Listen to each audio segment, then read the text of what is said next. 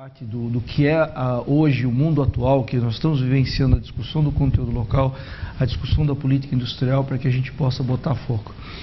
E eu acho que nada melhor do que ter essa discussão que está acontecendo sobre conteúdo local e política industrial.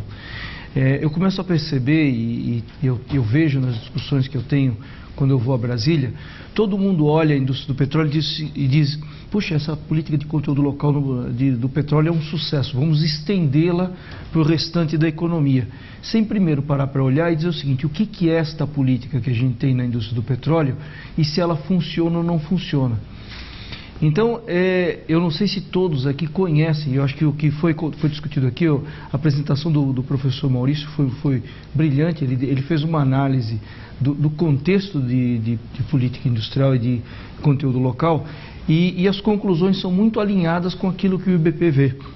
E eu, representando a indústria do petróleo, quer dizer, a gente precisa trazer esse debate.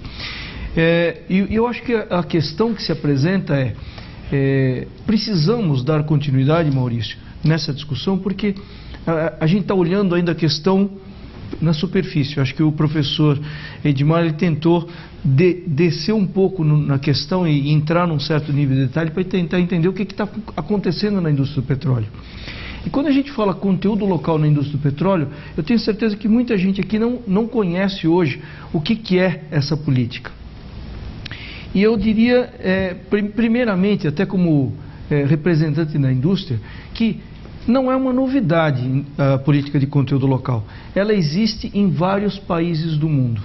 E as empresas que são operadoras, são empresas internacionais, elas operam em todas as geografias, elas operam muito bem com as políticas de conteúdo local e elas são fomentadoras dessa política. Por quê? Porque todas as empresas entendem que política de conteúdo local está correlacionada com o desenvolvimento sustentável. Então, toda empresa que tem uma preocupação com o desenvolvimento sustentável, ela está comprometida com o conteúdo local. Agora, não é qualquer conteúdo local. O conteúdo local, para ele ser sustentável, ele tem que ter um elemento que foi levantado pelo professor Edmar, que é importantíssimo. Conteúdo local visando ser em bases competitivas. Porque para a indústria do petróleo, através do seu investimento, deixar um legado, esse legado, após a passagem da indústria do petróleo, ele só existe se aquilo que se criou de indústria for verdadeiramente competitivo. E por quê? Porque a indústria do petróleo não é uma indústria de país, ela é uma indústria internacional. Então, os grandes exemplos que se costumam usar de conteúdo local e se dizer que foi um sucesso, são os exemplos exatamente onde a indústria de petróleo fomentou o desenvolvimento de uma indústria que se tornou verdadeiramente internacional. Porque essa indústria é internacional e os oligopólios que o professor Edmar mostrou estão aí para provar. Então, se nós queremos contribuir para o futuro, o pensamento do IBP e das empresas é o seguinte, nós queremos sim colaborar com esse desenvolvimento da indústria nacional. Mas tem que ser algo onde a gente possa ter foco, onde a gente entenda o que a gente quer entregar e que a gente possa entregar o desenvolvimento de indústrias que serão verdadeiramente competitivas em âmbito internacional. Eu vou rapidamente fazer uma colocação, não sei se todo mundo sabe, quer dizer, a gente fala que, eu ouvi aqui dizer que política de conteúdo local seria uma política industrial pesada. Eu diria que no Brasil, dada a evolução da política de conteúdo local, nós já tivemos desde a política de conteúdo local leve até a política de conteúdo local extremamente pesada. Então, dentro da própria questão de política de conteúdo local, hoje nós vivemos um ambiente de política de conteúdo local extremamente pesada. Tá? E por quê? Porque a política de conteúdo local, ela dita a priori os produtos que têm que ser usados e qual o percentual de conteúdo local que ele tem que ter, independentemente deles existirem ou não existirem no Brasil. E política de conteúdo local, ela tem que também ter a capacidade de entender a mudança do ambiente. Assim como política econômica e política industrial, ela acompanha o desenvolvimento do ambiente. E a política que nós temos hoje foi criada em 2005, quando nós tínhamos um ambiente de negócio. O ambiente de negócios no Brasil de investimento de EIP, à época, o Brasil investia algo em torno de 6,7 bilhões de dólares no desenvolvimento de petróleo em 2005. Então se criou uma regra que se pretendia impor um conteúdo local em torno de 50%, que seria comprar 50% desse montante no Brasil, que significaria algo em torno de 3,3 bilhões de dólares, né? Que era, à época, uma capacidade existente e ociosa. E o mundo hoje mudou. O mundo no Brasil, o sucesso do Brasil na área de petróleo trouxe uma mudança significativa para o próprio desafio do conteúdo local. Hoje os investimentos na área do petróleo são da ordem, em 2011, de 30 bilhões de dólares.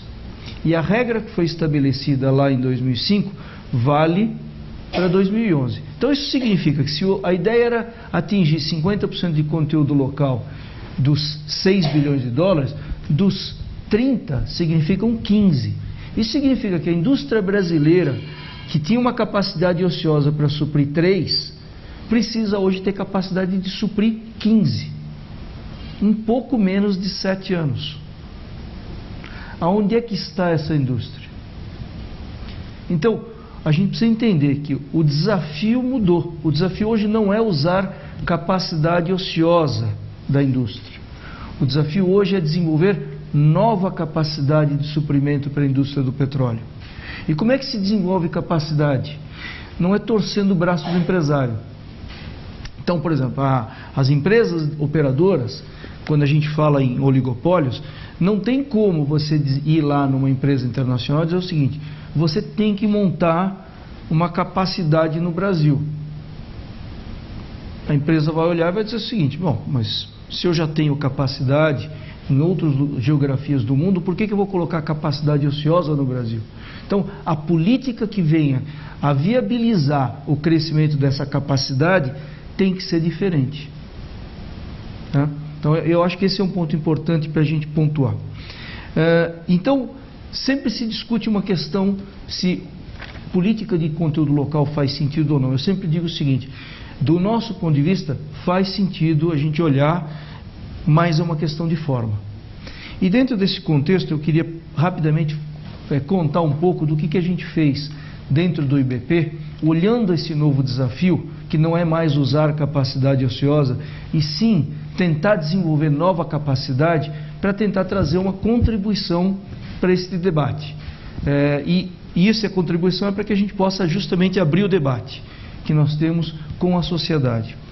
E o que nós fizemos? A primeira coisa que nós fizemos foi tentar analisar, então, o que é este valor. Quando a gente fala conteúdo local, e todo mundo hoje usa a palavra conteúdo local, o que é o valor do conteúdo local para a indústria do petróleo?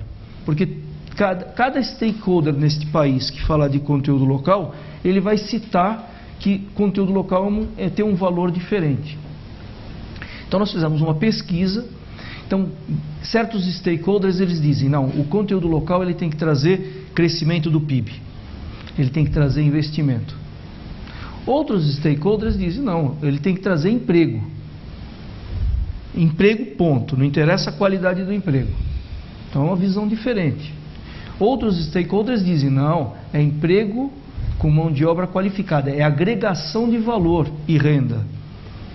Outros stakeholders dizem: não, o importante é que a fabricação ocorra aqui, que a gente localize a manufatura e o P&D no Brasil, porque a gente fala em inovação. Para ter inovação, tem que trazer tudo isso para cá. Então, a gente começa a enxergar que quando a gente fala também o que a gente quer entregar, qual é o objetivo desta política, tem uma visão muito difusa do que é esta visão. Então, o que nós decidimos fazer? Nós decidimos criar um estudo que tentava buscar formas de desenvolver políticas econômicas ou políticas públicas que viessem a maximizar tudo isto que foi dito que seria conteúdo local. Então a gente chama da equação socioeconômica do conteúdo local. E com esta equação socioeconômica, o que nós fizemos? Nós pegamos todos os segmentos industriais e buscamos priorizar, já que tem muita coisa para fazer, e a política de conteúdo local hoje é o que eu chamo de antibiótico de largo espectro. A gente tem que fazer absolutamente tudo, então é a política horizontal, para tentar discutir o que seriam os segmentos que verdadeiramente maximizam esse valor socioeconômico.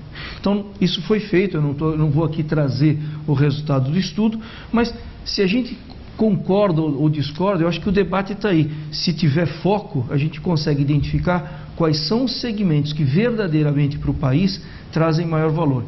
E não é por acaso que esses segmentos seriam aqueles que poderiam mais facilmente estabelecer bases de produção no Brasil, não só para suprir o Brasil, mas tornar o Brasil um hub de exportação global desses produtos.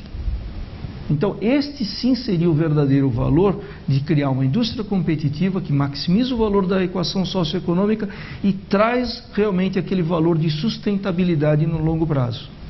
Então, apoiado nessa discussão, o que precisa? Então, a discussão foi, não é o conteúdo local que vai fazer esses segmentos existirem ou serem competitivos.